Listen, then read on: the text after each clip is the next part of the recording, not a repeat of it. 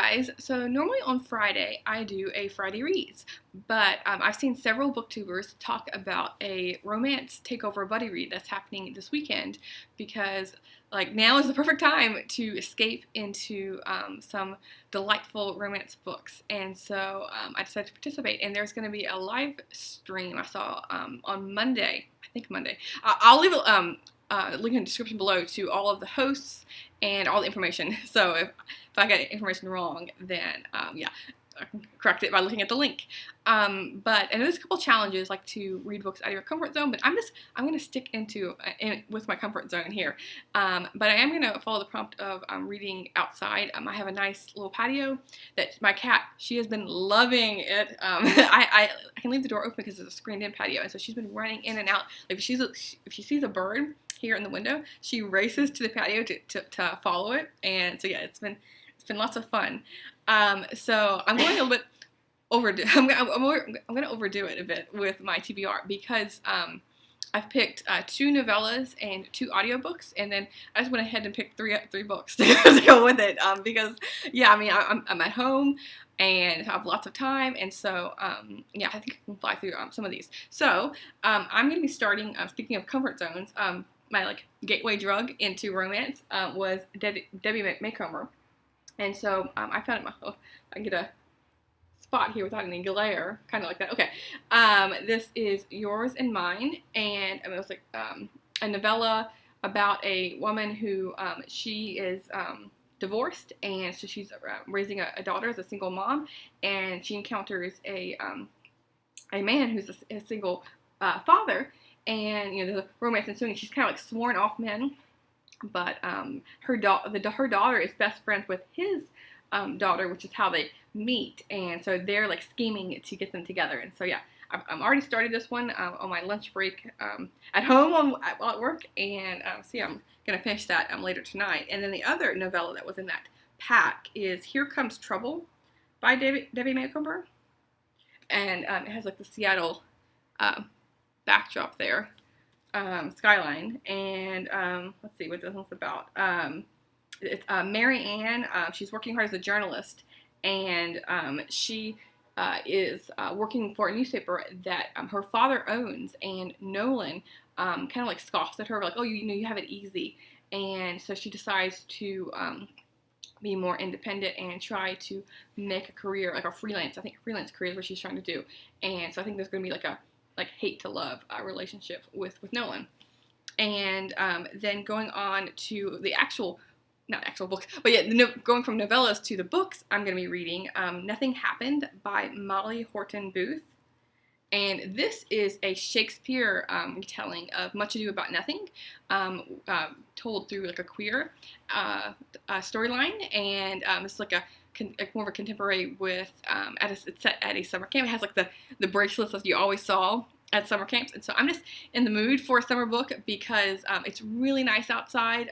All of the leaves are coming back, and so yeah, I'm looking forward to reading this. I'm probably gonna read this outside of my patio for that prompt. Then I have Fatal Recall. It's a love-inspired suspense by Carol J. Post. And this one, I was looking through the love-inspired suspense because I had picked one up for the first time for March Mystery Madness, and so I really enjoyed that experience. And I don't know anything about any of these authors, and so I just saw what was what looked good and was available at my library. And this is a story about someone who has amnesia, and I normally don't like amnesia stories. I think they're just I don't know, they're overdone, I think, but it looks good. It's about Paige who loses her memory, and but she only knows 2 things. One is that she's a target. She has a target on her back, and 2 is a police officer is the only man she can trust to protect her. And so yeah, we'll see how that goes. And then the last of the books I have is Marriage on Madison Avenue by Lauren Lane, and this is part of the Central Park Pact series. And this looks really good. I had to wait quite a bit for it to get in my library, and it just happened to coincide with this weekend, and so like yeah, perfect time to pick this up. And this is about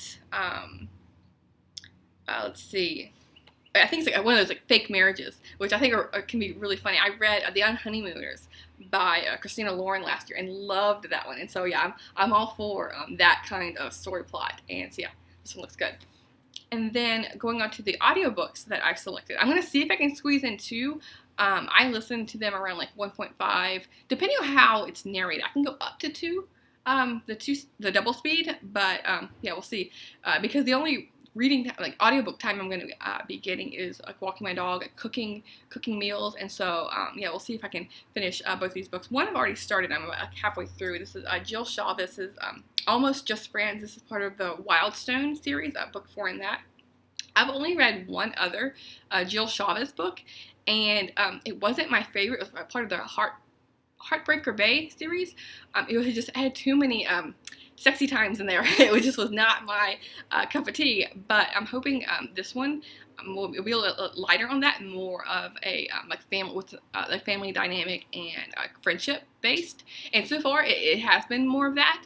It's about Piper, who she's had kind of like a tough life. She's really had to put a lot of her time into raising her siblings, and so now she's working on fixing up a lake house, and so she's working on that, and then she gets kind of sidetracked with Cam, who she finds like on a stormy night, and then because she gets really stressed out with storms, and there's a storyline with there. But so she gets freaked out, and so he kind of soothes her, and then her siblings come back into town and kind of like delay her plans. So yeah. And then the other audio book I have is Love on Location by Cassidy Carter, and this is one that was brought to my attention by one of the booktubers, because I was watching all their TBRs just to get some ideas for you know, new to me romance authors. And this is a Hallmark.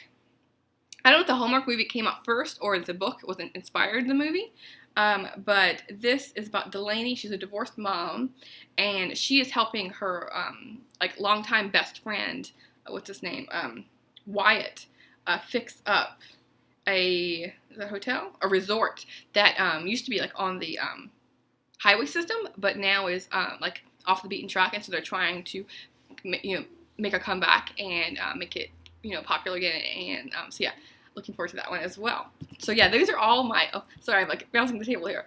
These are all my picks for the romance buddy read. Was it Romance Takeover Buddy Read? I think is the name. And so yeah, let me know if you read any of these. And I'm just looking forward to like losing myself in these romances. And yeah, now's the perfect time. This is like outside of this buddy read prompt. I probably would have read romances in a way. I mean, I've since finishing all the mysteries and the mammoths that I was reading in March, I've really sucked myself into a lot of contemporaries and just like a light, feel-good books. And so yeah, let me know if you're going to join in this, and I'll talk to you soon. Thanks, BookTube.